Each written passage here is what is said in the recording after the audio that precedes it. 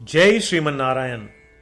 जो टिप्पणी मैं देने जा रहा हूं वह रामानुज दास श्रीमन गट्टू वेणुगोपाल स्वामी द्वारा दी गई है। अध्याय 18 मोक्ष संन्यास योग, श्लोक 21। पृथक्त्वेन तु यज्ञानं नानाभावान् पृथक्विधान् वेत्ति सर्वेषु भूतेषु तज्ज्ञानं विद्धि राजसम्। ओम। गीताचार्य श्री कृष्ण परमात्मा अर्जुन सहित हम सभी को मोक्ष संन्यास योग सिखा रहे हैं। परमात्मा कह रहे हैं, अर्जुन, सभी जीवित प्राणियों के शरीर, रंग, आकार और गुण अलग अलग होते हैं, लेकिन जो लोग यह सोचते हैं कि उन सभी शरीरों में आत्माएं भी अलग अलग आकार, रंग और गुण की है, उनका ज्ञान राजसिक ज्ञान कहलाता है। ऐसा कहकर श्री कृष्ण परमात्मा यह स्पष्ट कर रहे हैं कि शरीर में होने वाले सभी परिवर्तन आत्माओं में भी होते हैं। यह सोचना राजसिक ज्ञान है। इसलिए यह समझते हुए कि सभी प्राणियों में सभी आत्माओं का एक ही रूप है जो ज्ञान का रूप है, और श्रीमन नारायण को प्राप्त करना अपने जीवन का लक्ष्य बनाते हुए केवल श्रीमन नारायण की शरण लेते हुए हम श्री कृष्ण परमात्मा के वचनों को श्लोक के रूप में ज्यों का त्यों दोहराने का प्रयत्न करें। पृथक्त्वेन तु यज्ञानं नानाभावान् पृथक्विधान् वेत्ति सर्वेषु भूतेषु तज्ज्ञानं विद्धि राजसम्।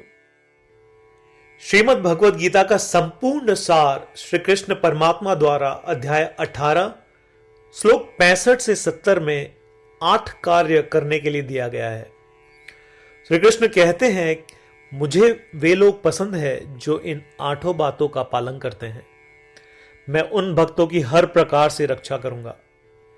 श्री कृष्ण परमात्मा द्वारा बोली गई संपूर्ण भगवद गीता को सुनने के बाद अर्जुन कहते हैं, करिष्ये वचनम तव, जिसका अर्थ है, कृष्ण, मैं वैसा ही करूंगा जैसा आप कहेंगे। यही कारण है कि श्री कृष्ण ने अर्जुन को सभी प्रकार की सफलताएं और जीत प्रदान की है। आइए परमात्मा को वचन दे कि हम इन 8 कर्मों का पालन करेंगे। ऐसी कोई पूजा, तप या यज्ञ नहीं है जो परमात्मा को यह शब्द देने से बढ़कर हो।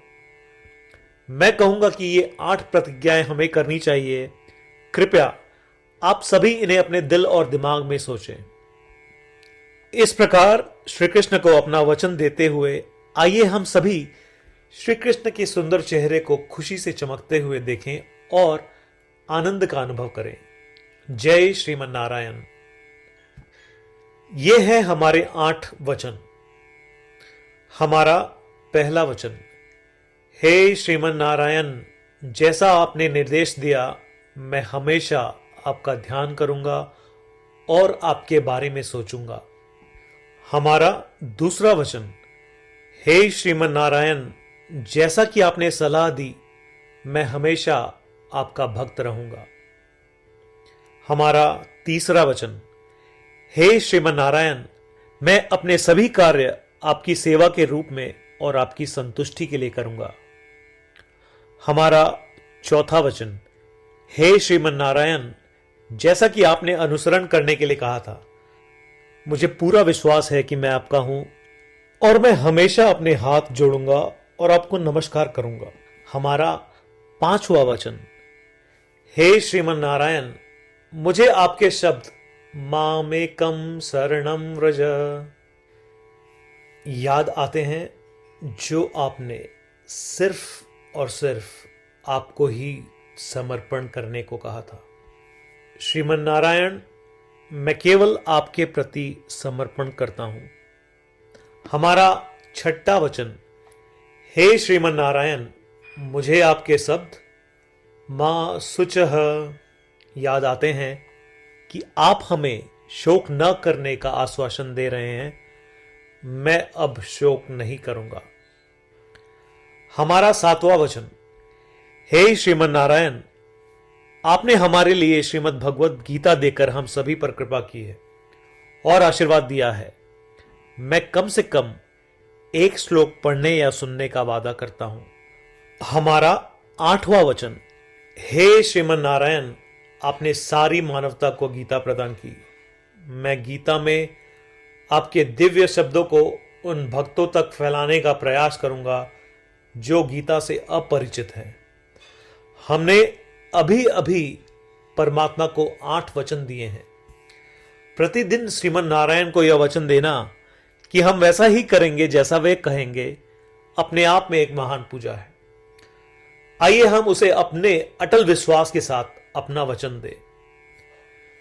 श्रीमन नारायण करिष्ये वचनम तव, जिसका अर्थ है, श्रीमन नारायण, मैं आपके निर्देशों के अनुसार कार्य करूंगा।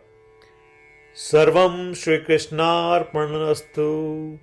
जय श्रीमन नारायण। पृथक्त्वेन तु यज्ञानं नानाभावान्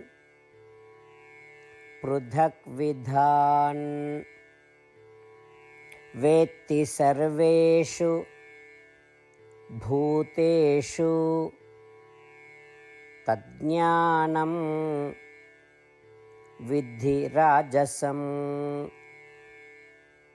ॐ